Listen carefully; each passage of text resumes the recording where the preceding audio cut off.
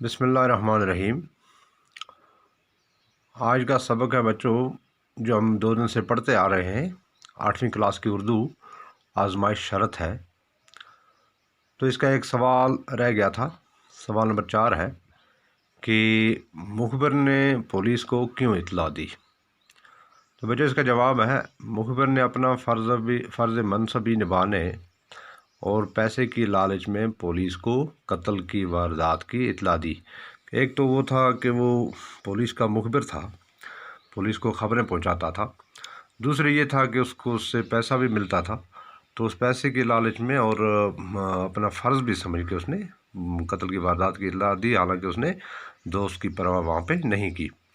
تو پھر دوسرا ہے محاورات کچھ ہیں، ان کو جملوں میں استعمال کرنا ہے۔ تو پہلا محاورہ ہے پھولے نہ سمانا۔ پھولے نہ سمانے کا مطلب ہے بہت خوش ہونا، بہت خوش ہونا۔ تو اس کا جملہ لکھا ہے میں نے، ارشد امتحان میں اول آنے کی وجہ سے پھولے نہ سماتا تھا، کہ جب امتحان میں اول آیا، پہلی پوزیشن حاصل کی اس نے، تو وہ بہت خوش ہوتا، بہت خوش ہوا۔ دوسرا ہے ڈھونگ رچانا۔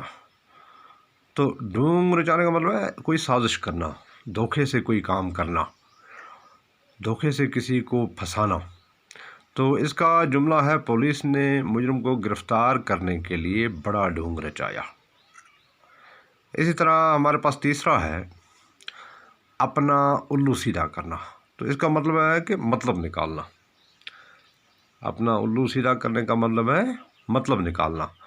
تو اس کا جملہ ہے، ہر کوئی اپنا الو سیدھا کرنے میں مہو ہے، کہ آج کل ہر کوئی جو ہے وہ اپنا مطلب نکالنے میں مشغول ہے، مہو ہے۔ تو یہ تھا بچوں آج کا سبق۔ تو ان سوال بھی آپ یاد کریں گے، اور اس کے بعد یہ محاورات بھی آپ یاد کریں گے۔